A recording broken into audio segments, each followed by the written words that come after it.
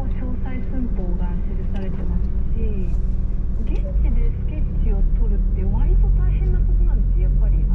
地の人たちとこう交流もしながら、聞き取りもしながら、その建物だったりそのものをこうスケッチをしてっていうのでさえ大変なのに、鎌倉さんはそれを家に持ち帰ってさらにもう倍の3倍もの5倍もの時間をかけて美しいスケッチを残していく。ノートを膨大な量を残されたんですよね。でしかもそんなに長い期間沖縄にいたわけじゃなかったっていうふうに聞いて、もうこの作業量のすごさにもう感服ですね。このままだったらきっと消えていくだろうし、これは残しておかなくちゃいけないっていうその熱意をすごく感じて、このノートからいやもうずっと見てられる。本当に美しい資料です。トークショーゲストの香織さん、千葉倉さんの取材して本当にやっぱ見るものを圧倒する資料。そうですね。この鎌倉の人が残した資料、そういった写真の価値がいかんなく発揮されるのが首里城のそういうことが体験です。いや、本当に知らなかった。首里城最強的なばっかりじゃないかと思いました。そのぐらい細かく丁寧に資料を残してたって私こう結構ないんですよ。いや、どんだけのこのね、努力だったのかなと思った時はもうすっごいことですよね。綺麗なスケッチと写真があるからこそ当時こうだったんだっていうことが分かるわけですよね。わかりました。そのあたりのお話が深まってまいります。ぜひお聞きください。今回は、九州国立博物館の関連イベントのトークショーの模様をお伝えしております。では首里城の再建について。はい。こんな細かい資料、調査ノートは81点。総計7500点以上の資料を残されたということなんですけども、その中でも特筆すべき大きな仕事としては、一応さん、首里城の、再建にかなり深く関わって。そうですね。一つはその王国時代からの首里城が昭和の初め頃には取り壊されそうになった時に保存に尽力したのが鎌倉市政なんですよね。もう一つは写真もですね、たくさんこう撮られて平成に再建にとても大きな資料になったというのがありますね。この首里城が2019年消失という、受け身にあってしまったんですけど、自分の中で信じられないというか、もう僕はもう首里城の横にある首里高校出身なので、日本にはたくさん城があるけれども、大体みんな白、灰色、黒とかの色使いの城なのに、琉球だけはこんなに朱色で色鮮やかなんだって、なんか沖縄県民として誇りの美しい城だったんですが、これが焼け落ちるんだって思った時に、完成してからまだ数十年しか経ってない城なんですけれども、再建です。歴史的には浅いよねっていう考えに行く人ももしいるかもしれないんですが、沖縄県民にとってみればまだ数十年しか経っていない浅い城っていう意味じゃなくて、琉球王朝450年のこの長く続いてきた歴史の象徴として僕らは見るので、別にこれが去年できたとか関係ないんです。やっぱりなんかこう心の拠り所みたいなのがあるので、それが焼け落ちたっていうのがなんかこうどこにぶつけていいかわからないし、なんか足に力が入ってるのか入ってないのかわからない状況で立ってるし、で僕自身ももう2日後に首里城行ったらもう警備員が立ってて入れてくれないんです。でその中でも一人ぼーっとただもう焼け落ちた首里城の屋根を見続けてるおじいがいるんで、多分近所の人なのかなと。もう毎日朝起きたら首里城を見るのが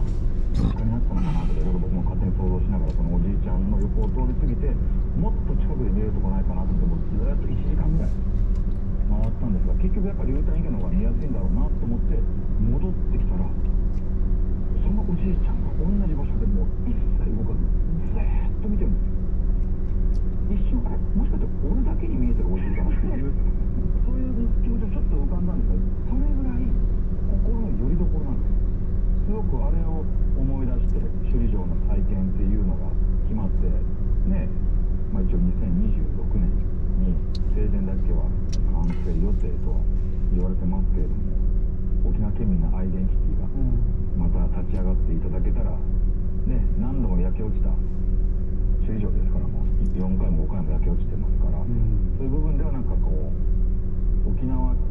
琉球の歴史と似てるような感じがするんですよ。なるほど、はい、こういろいろこう薩摩に攻められたりだとか、沖縄戦があってアメリカ統治下になったりだとかって、こういろんな紆余曲折を沖縄県民でたくましく生き抜いてきたし、そういう意味でもやっぱこう焼け落ちてもまたできるっていうなんか、首里城ってなんか沖縄県民の歴史そのものの精神スピリットの強さみたいな感じがするので、2026年僕は楽しみにしてます。柴原さんはどうですか、その令和の再建に対してこうちょっと期待したいところとか。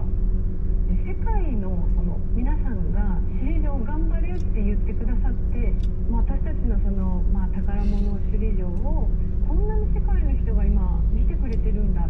ていう、応援してくれてるんだって思うと、これから首里城が刻むであろうその歴史だったりなんか時間を思うと、なんかもっともっと大きな世界の首里城っていう存在になってってくれるかなと期待してます。完全な形とか復元っていうか、これっていうのはもちろん鎌倉義太郎だったり先人たちがいろいろ残してきてるんですけど、それゆえに例えばその正面にある龍柱といって大きな龍の頭があるんですけど、これが正面を向いていたのかお互いに向き合っていたのかですらまだ実は確かな確証がないんですよ。そうですね、残っている記録それぞれでこっち向いてるものも向いてるものもあれば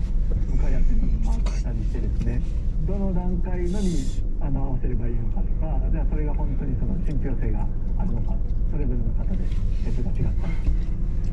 小井さん、解決方法じゃ一番いいのは電動型にしてこう時間帯によってこう向き合ったりこう戻ったりっていうのが一番いいんじゃないのかな。スイッチでもいいかもしれない。いいかもしれないです。ちょっと口開けたりとか伸びたり縮んだりちょっと向いたりとかも子供喜ぶと思います。怒られそうな気がする。それは怒られる。最後にね、ちょっとそのゴリさんらしくお笑いで閉じられましたけれども、やっぱりこの義太郎の史料、それから首里城の再建、気になられてどうですか、椎名さん。いや、もうそれはね、素晴らしいことだと思いますよ。首里城見た時は悲しかったですよ。最初の首里城が出た時に思い出もないような沖縄県民もいたんですよ。ところがずっと経ってるうちに、これがいつの間にか沖縄県民の心遣いになったことが焼けて初めて。ところが焼けたことによって、こういうお城があって焼けたんだよっていうことが世界にニュースとして広がって、世界からも支援をいただいて、首里城が焼けたことによってまたプラスになることもあり、再建することによってさらにみんなに愛される首里城になるっていうことですから、次立つ首里城はもっといいし、今回のことがきっかけで実はあそこの地下に日本軍のね司令壕があったわけですから、そこを今から調査しようみたいな話になってますよね。だから平和に向けての首里城が、その地下ではね、そういった沖縄戦にも関連があったり、そういうこともちゃんとこう暴かれて、とにかく平和に向けての首里城がまた再建される。そうですね、楽しみですよね。というふうに私は思っています。そういったこの歴史や